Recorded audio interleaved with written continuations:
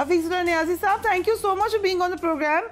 सबसे पहले 1971 के मामले से शुरू करते हैं। ये एक एकेडमिक डिबेट हो सकती है, ये एक लार्जर कॉन्टेक्स्ट में हो सकती है, लेकिन बार बार पीटीआई जब इसका जिक्र करती है, आज आपने राना साहब की भी बात सुनी, इंफॉर्मेशन मिनिस्टर भी इससे बात कर रहे थे, तो ये कितना ख़तरनाक है? देखें जी, दो चीज़ें अलग-अलग करें। ये जो एक जिस तनाजुर में ये बात कही जा रही है उसमें तो जाहिर है कि वहाँ पे एक सियासी जमात का, सियासतदान का पाकिस्तान की एस्टेब्लिशमेंट टकराव हुआ और फिर इंडिया ने उसकी मदद की और वहाँ पे जाहिर है उसका अंजाम ये निकला कि पाकिस्तानी फ़ौज को वहाँ पे हथियार डालने पड़े, मशी पाकिस्तान अलहदा हो गया। बेशुमार इंटरनेशनल प्लेयर्स थे जो आज भी शायद हों।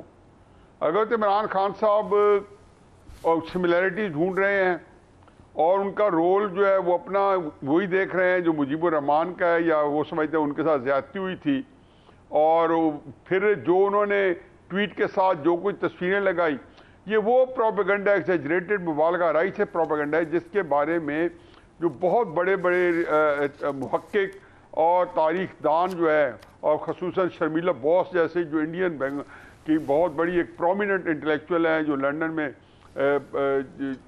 पढ़ाती भी हैं और मीडिया के साथ मुंसलिक हैं, उनकी किताब में उन्हें सारा इसको एक्सपोज कर दिया था।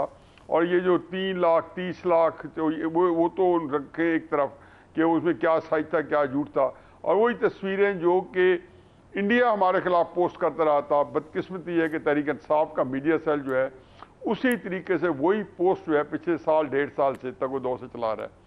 अब इसमें दो ख्वाहिशात हो सकती हैं। पहली बात तो ये कि इसमें दो राय नहीं है कि इमरान खान साहब जो हैं सियासत उनकी इस वक्त बहुत मजबूत है, लेकिन मजबूत सियासत ने क्या बिगाड़ लिया एस्टेब्लिशमेंट का? इमरान खान साहब के पास कौन सी सहूलत नहीं थी जो नहीं थी? 25 मई को जब 30 लाख लेके आने थे, तो ये जब मुजीबुर रहमान ने 10 जनवरी 1971 को पलटे मैदान में, ये उससे पहले जो जलसे किए थे, उन इंसानों का समुंदर आ जाता था। पूरा मुल्क जो है वो जिसको कह रहे हैं उसके बारे में यही कहा गया था।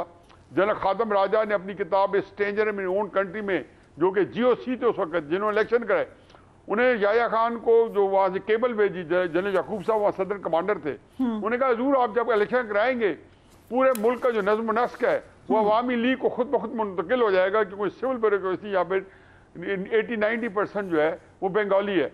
अब इमरान खान साहब ने कितनी दफ़ा इस कौम को बह निकालने की कोशिश की, आर्मी चीफ के अपॉइंटमेंट रखवाने के लिए उसने लोगों से कसम कुरान लिए और 26 नवंबर को रावलपिंडी लेके गए और अपॉइंटमेंट रखवाने के लिए। तो हर दो मौके पे, चाहे 25 मई को गए जहाँ उनकी KP की हुकूमत थी, वहाँ से वो पूरी कर फर से उन्हें आना था, लाखों का लश्कर वहाँ से लाना था, लाखों का लश्कर दूसरी तरफ से आना था, 30 लाख बंदे आने थे। फिर या उसके बाद जब कुछ नहीं चला तो उन्होंने कहा जी अब एक बिनाइन सी कैंपेन चलाए, 2.5 लाख जेल भरो तहरीक चले।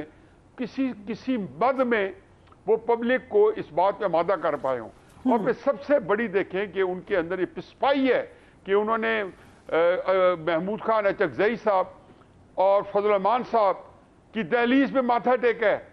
ये कोई इमरान खान साहब के लिए आसान काम नहीं था। चुनाचे ना सिमिलैरिटी है ना कोई बात है, अलबत्ता इमरान खान साहब की और तहरीक इंसाफ की एक देरीना ख्वाहिश है, और वो इसी तरीके से ट्वीट कर रहे हैं कि इदारों में बगावत हो जाएगी जी, फलान इदारा फलान से लड़ पड़ेगा जी, और ये हो जाएगा वो हो जाएगा, ये इसने डिसमिस कर देना है, किसी ने फलां को निकाल देना है। ये वो चीज़ें हैं कि जो हकायक भी हो सकते हैं, तजिया भी मैं कर सकता है, उससे मिलता जुलता, लेकिन अगर आपका तजिया 100% आपकी ख्वाहिश के ताबे हो तो उस तजिए का मतलब क्या करें? ये बड़ा बात करिए, इसको पॉलिटिकल लेवरेज के लिए क्यों इस्तेमाल कर रहे हैं वो? जनरल साहब आपकी तरफ आती हूँ, बड़ी तफसीलन हमें बता दिया नियाज़ी साहब ने पूरा सिनारियो। एक तो आपको स्मार्ट पॉलिटिक्स भी तो कोई चीज़ होती है। आपने एक ऐसे मामले को जो कि सेंसिटिव मामला है, जो पाकिस्तान की तल्ख तारीख है, जिसके ऊपर एट बेस्ट, जैसे मैंने पहले कहा, आप एक एकेडमिक डिबेट की बात कर सकते हैं, बट द टाइमिंग, एक तरफ बातचीत की बात हो रही है, एक तरफ आप कह रहे हैं एस्टेब्लिशमेंट से हमसे बात करो, दूसरी तरफ आप इस किस्म की बातें करें, इतने खतरनाक कंपैरिजन्स करें जो कि अभी नियाज़ी साहब ने एक्सप्लेन किया, कंपैरिजन बनता भी नहीं है। सो एग्जैक्टली क्या बिल्कुल डेस्परेशन नजर आ रही है, یا کوئی ڈیزائن ہے؟ کیا لگ رہا ہے آپ کو؟ دیکھیے فریا، بدقسمتی یہ ہے کہ چاہے وہ بانی پی ٹی آئی ہوں یا نون لیگ کے زعما ہوں، تاریخ سے نابلد ہیں انفارچونیٹلی۔ بنگال کی اسپیسیفکلی مشرقی اور مغربی بنگال کی تاریخ ہے ایک، اور اس کے تناظر میں جب آپ دیکھتے ہیں تو پھر آپ کو سمجھ آتی ہے کہ جو بار بار ہم شور مچایا ہوتا ہے کہ بنگالیوں نے یہ کر دیا، بنگالیوں نے وہ کر دیا، پاکستان بنا دیا، یہ کر دیا۔ دیکھیے ان کا رول ہے پاکستان بنانے میں، لیکن اگر آپ تاریخ پڑھیں گی تو آپ کو بہت چیزیں اور اس میں پتہ چلیں گی۔ میں اس لیے کہہ رہا ہوں کہ جب تک آپ کا کانٹیکٹ صحیح نہ ہو، آپ کوئی بات صحیح نہیں کر سکتے، کوئی انالیسس صحیح نہیں کر سکتے، اور کوئی انالیسس صحیح کیے بغیر، اور خاص طور پہ جس شخص کو یہ زوم ہے کہ وہ پاکستان کا مقبول ترین لیڈر ہے، اس کے منہ سے نکلا ہوا ایک ایک لفظ تولا ہونا چاہیے، ان کے ساتھیوں کا ایک ایک لفظ تولا ہونا چاہیے۔